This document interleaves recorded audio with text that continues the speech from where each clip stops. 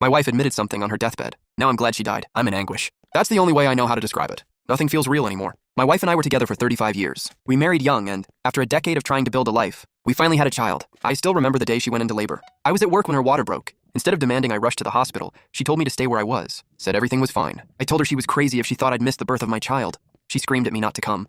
I figured it was stress, hormones, fear, something. So I finished my shift and drove straight to the hospital the moment I clocked out. When I got there, she was gone. No room, no records I could find. Nobody seemed to know where she'd gone.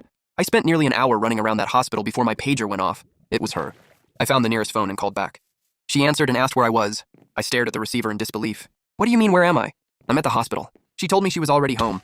After a heated argument about the insanity of that statement, I got back in my car and drove home. There she was, curled up in her favorite chair, exhausted, cradling our newborn. Under normal circumstances, it should have been the happiest moment of my life. Instead, I was confused, because we'd been told for 9 months that we were having a boy, yet the baby in her arms was a girl. My wife claimed there'd been a mix-up with the paperwork, an expensive mistake considering we'd spent hundreds preparing for a son. Still, none of that mattered much once I held her. I was finally a father. That first night, the three of us lay together in bed. I held my daughter when she cried. I rubbed my wife's back until she fell asleep. It felt like the beginning of a beautiful life, and for a long time it was. I worked overtime whenever I could, kept food on the table, paid the bills, saved for birthdays, Christmases, school trips, jewelry for my wife, and swing sets for my little girl. Watching my daughter grow up was one of the greatest joys I've ever known.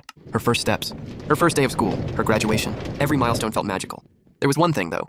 Nobody ever said she looked like either of us. Not me, not my wife. Honestly, I noticed it too. But it never mattered. She was my daughter. That's all there was to it. Then everything changed.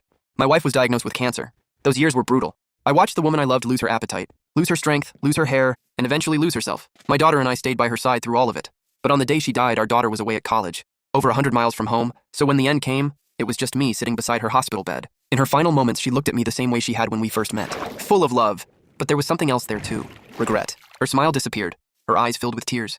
Then she started sobbing. What she told me next shattered everything I thought I knew about my life. According to my wife, our son really had been born that day, and he died shortly after. Complications. The doctors couldn't save him. Something inside her broke when she heard the news. Instead of accepting it, she rejected it. Completely. And somehow, in the chaos of that day, she took another baby. A baby girl. Our daughter. She wasn't ours.